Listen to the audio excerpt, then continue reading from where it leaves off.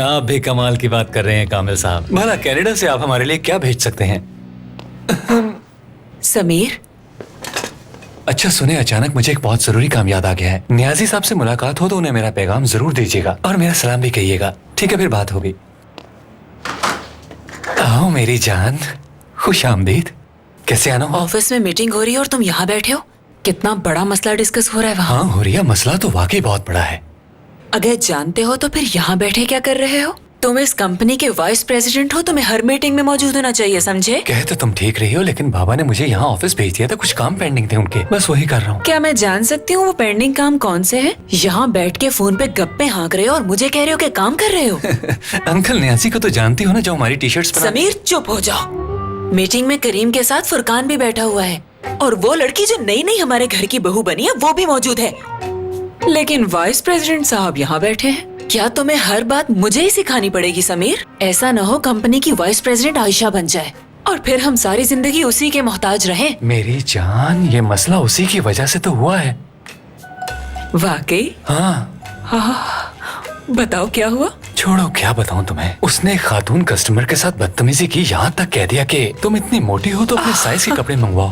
मुझे पूरी बात बताओ डिटेल्स के साथ। एक खातून कस्टमर ने ड्रेस ऑनलाइन ऑर्डर किया, लेकिन वो ड्रेस छोटा निकल आया। जब उसने कंप्लेन की तो आगे आयशा ने। आ जाओ। आपसे एक जरूरी बात करनी है। किस बारे में? कल रात आपने मुझे बुलाया और सिस्टम की सिक्योरिटी को अपडेट करने के लिए कहा। हाँ बिल्कुल। मुझे ये बात करीम साहब से डिस्कस करनी चाहिए। लेकिन क्यों? क्योंकि इसकी वजह से मिस आयशा को मुश्किल पेश आ सकती है। शायद उस अपडेट की वजह से हमारी वेबसाइट कुछ देर के लिए ऑफलाइन हो गई थी। उस वक्त मिस आयशा का अकाउंट भी लॉगिन था। मैं इस मसले को देख रही हूँ। तुम जाओ और अपना काम करो और खुद को किसी मसले में फंसाने की जरूरत नहीं, ठीक है? जी ठीक है मैडम।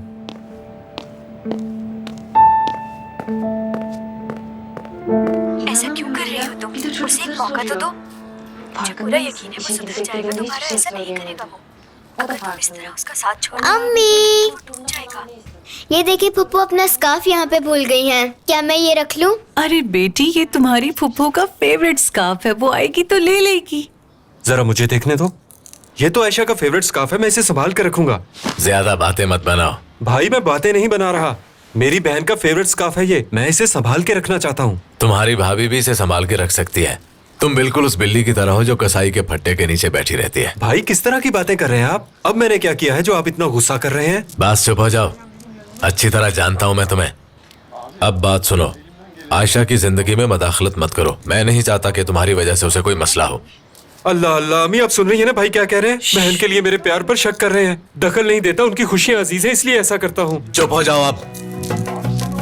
अम्मी देखिए, इस बार मेरी गैर मौजूदगी में कोई ऐसी वैसी हरकत नहीं होनी चाहिए। कुछ नहीं होता, तुम पुरसुकून हो जाओ। फिक्र मत करो, मैं हूँ ना।